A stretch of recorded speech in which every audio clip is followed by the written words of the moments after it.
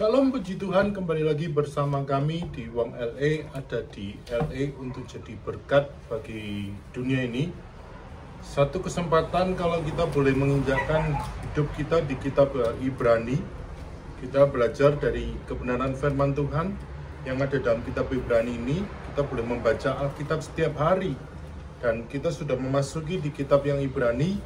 Kitab ini sesuatu yang luar biasa bahwa ada satu tema yang luar biasa, ada satu perjanjian yang lebih baik, di mana penulisnya tidak diketahui siapa, tapi ini mengajarkan kepada kita untuk kita belajar tentang satu perjanjian yang Tuhan kerjakan dalam kehidupan kita, untuk kita bisa dilengkapi, untuk kita bisa diberkati melalui kitab ini, melalui pembacaan kitab ini, untuk kita bisa menjadi berkat dalam kehidupan kita.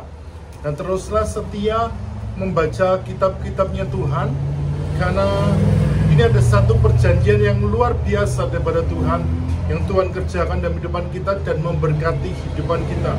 Selamat membaca pembacaan kitab Ibrani. Tuhan Yesus memberkati. Ibrani pasal 3. Yesus lebih tinggi dari Musa.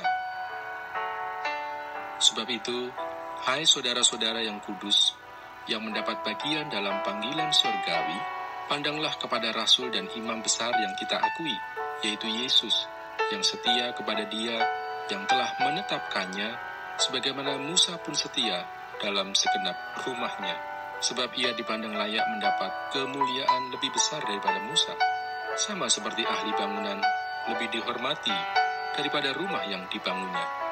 Sebab setiap rumah dibangun oleh seorang ahli bangunan, tetapi ahli bangunan segala sesuatu ialah Allah. Dan Musa memang setia dalam segenap rumah Allah sebagai pelayan untuk memberi kesaksian tentang apa yang akan diberitakan kemudian. Tetapi Kristus setia sebagai anak yang mengepalai rumahnya, dan rumahnya ialah kita, jika kita sampai kepada akhirnya teguh berpegang pada kepercayaan dan pengharapan yang kita megahkan.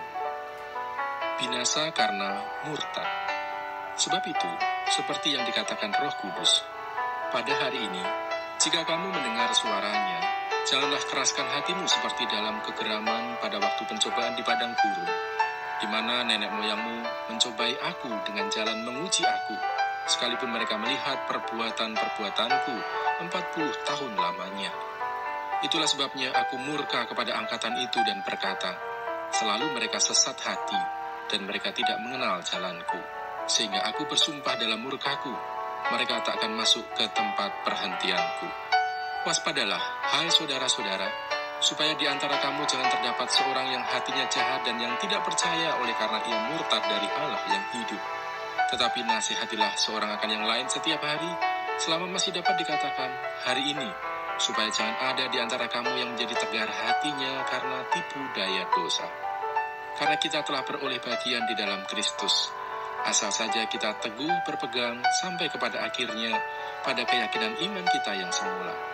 Tetapi apabila pernah dikatakan, pada hari ini jika kamu mendengar suaranya, janganlah keraskan hatimu seperti dalam kegeraman.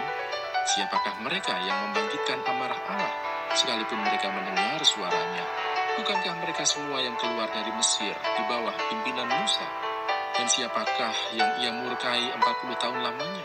Bukankah mereka yang berbuat dosa dan yang mayatnya bergelimpangan di padang gurun? Dan siapakah yang telah ia sumpahi bahwa mereka tak akan masuk ke tempat perhentiannya? Bukankah mereka yang tidak taat? Demikianlah kita lihat bahwa mereka tidak dapat masuk oleh karena ketidakpercayaan mereka.